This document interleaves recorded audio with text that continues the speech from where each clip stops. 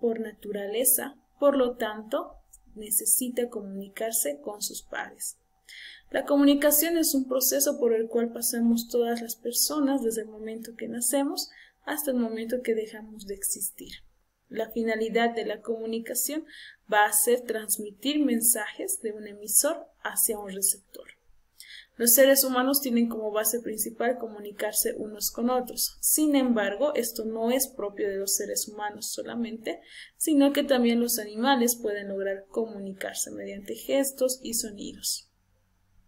El hombre, además de comunicarse con las personas, es capaz de transmitir sus conocimientos, sus sentimientos, sus opiniones y tratar de convencer a los demás también. Es muy importante que nosotros recordemos que al momento de comunicarnos necesitamos que hayan ciertos elementos esenciales. Para ello vamos a estudiar y a repasar cuáles son estos elementos de la comunicación. El primer elemento y el más importante va a ser un emisor o hablante, que es la persona que está emitiendo el mensaje, va a ser la persona o ser que está realizando este mensaje. Luego, como segundo elemento principal, tenemos al receptor u oyente, que es la persona o las personas sobre las cuales está llegando el mensaje. El receptor va a ser el que recibe, lo decodifica y va a ser capaz de emitir una respuesta. El mensaje van a ser los contenidos, las ideas, las informaciones que van a ir expresadas por el emisor en el mensaje. Es muy importante que cuando el emisor dé un mensaje, se verifique que este mensaje pueda ser entendido para el receptor. Para ello también tenemos que hablar del canal. El canal es el medio o son los medios que una persona para ponerse en contacto, ya sean con otros emisores y con otros receptores. El canal puede ser muy variado, existen diversos canales, existen medios directos por los cuales nos comunicamos, como pueden ser la voz, los gestos, los movimientos, donde el emisor es capaz de transmitir un mensaje directamente del emisor al receptor. También van a existir los medios indirectos, que son los medios que se utilizan para enviar este mensaje. En muchos casos y en esta nueva era digital se utilizan diversos canales para poder dar mensajes. Uno de ellos va a ser el teléfono, la radio, la televisión, la carta, el internet y etcétera de medios que podemos tener para poder comunicar un mensaje a los demás. Otro de los elementos más importantes dentro de la comunicación es el código. El código es el lenguaje que utilizamos, es el idioma utilizado que debe cumplir con ciertas normas y reglas para poder transmitir ese mensaje. Es importante que cuando nosotros realicemos algún tipo de mensaje, escojamos en qué tipo de código deseamos que sea recibido. Si yo deseo mandar un mensaje, por ejemplo, a personas que viven en Asia o en Rusia, ellos no van a entender mi mensaje porque nuestro código es muy distinto. Pero sí pasaría, sí se entendería el mensaje si yo mando ese mismo código, ese mismo mensaje a personas que viven a mi alrededor. Por lo tanto, el código es el idioma y debe cumplir ciertas características para poder ser entendido. Existen dos tipos de códigos, el código lingüístico, que hace referencia al idioma, el idioma como tal, como escritura, en este caso el castellano, tanto de forma escrita como de forma oral. Y luego existe el código no lingüístico. El código no lingüístico hace referencia a aquellos códigos universales que no hay necesidad de que tengan palabras.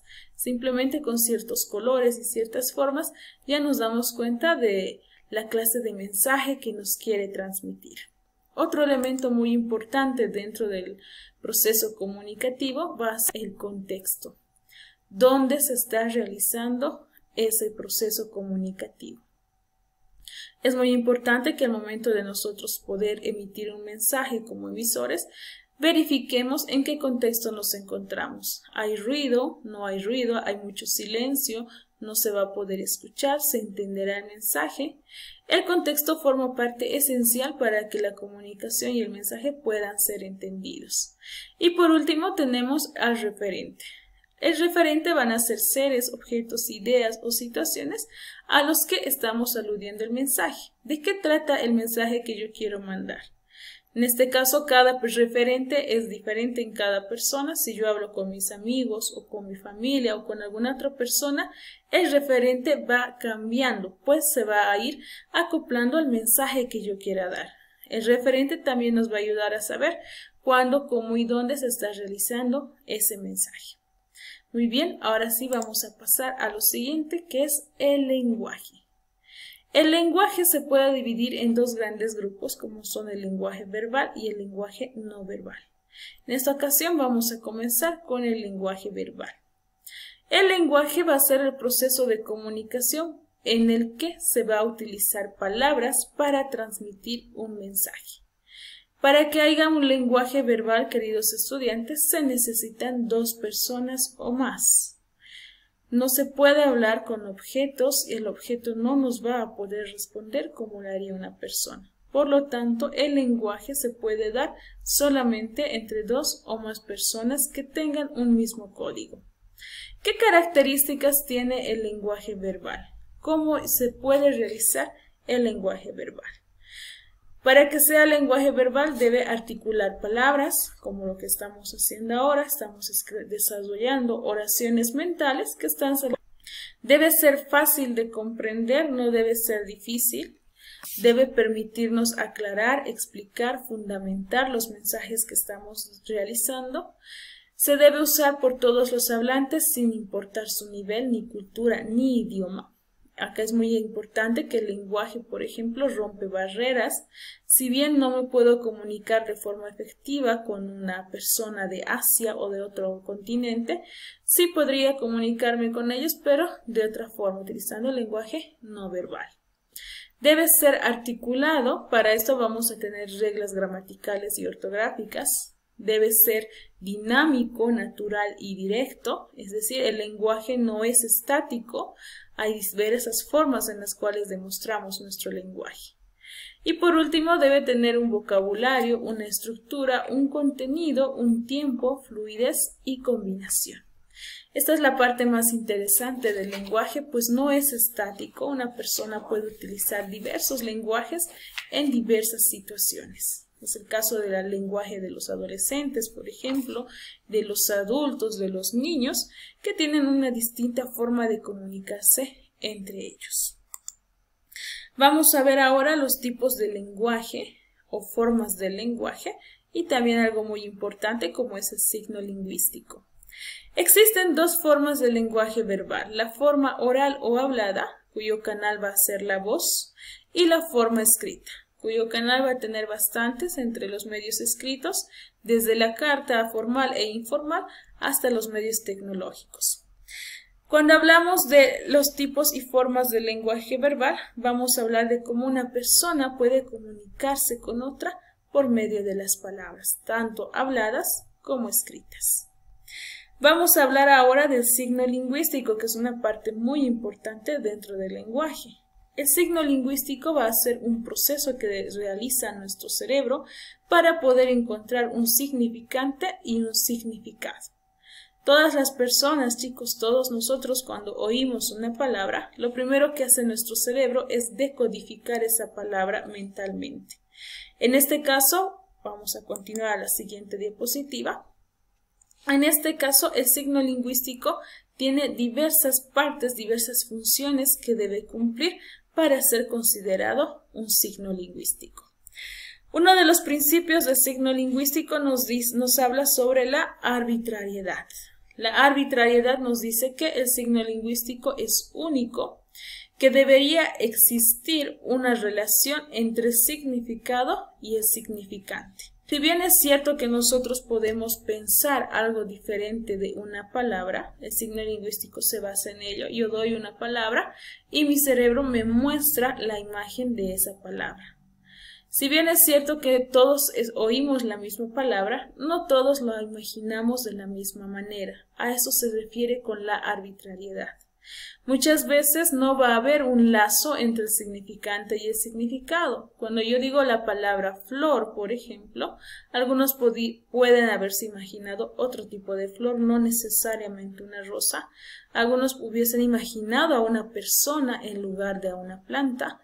Cuando hablamos de arbitrariedad, hablamos de que el signo lingüístico no cumple reglas específicas. Es variable en cada persona.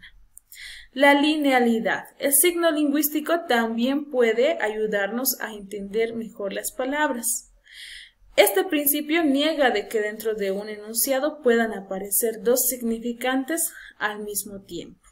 Es decir, si yo les doy una idea y les digo el niño juega con la pelota, ustedes en ese instante se hacen una idea mentalmente del niño jugando con la pelota. Pero si yo no aumento ningún tipo de oración más, no pueden ustedes imaginarse a este mismo niño comiendo o durmiendo o saltando. Simplemente se lo van a imaginar jugando con la pelota. A eso se refiere con la linealidad. La linealidad también nos va a permitir que nosotros aprendamos a pronunciar las palabras de forma adecuada, siempre poniendo pausas en medio de cada letra. Por ejemplo, si yo quiero decir ojos hermosos, voy a dividir en O, J, O, S, voy a hacer un espacio, H, E, R, M, O, S, O, S.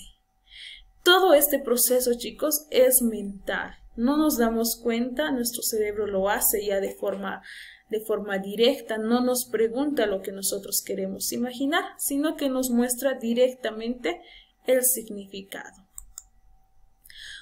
Otra de las funciones va a ser la inmutabilidad. Esto nos va a indicar que la lengua se presenta como algo preestablecido y el hablante individual. Cuando una persona aprende, chicos, nuevas palabras, estas nuevas palabras no son iguales para esta persona como para los demás. Cada persona puede modificar el significado de las palabras según su criterio.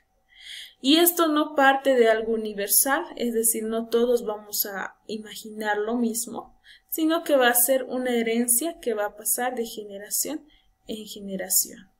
La inmutabilidad significa que, pese a que nosotros vivimos en distintas partes del mundo, este mismo hecho de estar en distintas partes provoca que el significante cambie en cada lugar. Y por último, la mutabilidad. Pareciera que nos estamos acá tratando de negar lo que habíamos dicho antes. La mutabilidad nos va a hablar de cómo el ser humano en el proceso mental de aprender entre el signo y el significante, nos va a hablar de que si yo les digo la palabra árbol, todos van a imaginar un árbol distinto, pero la mutabilidad nos dice, pese a que van a imaginar algo distinto, todos estos van a ser árboles. El significado no va a cambiar. Si yo dijera la palabra árbol, quizás algunos se van a imaginar un pino, otros un molle, otros un arbusto, pero no va a cambiar el concepto base de esa palabra. A eso se refiere con mutabilidad. Puede cambiar en cada persona, el concepto no, pero la imagen sí. Es decir, el significado no cambia, pero el significante sí. Muy bien, hasta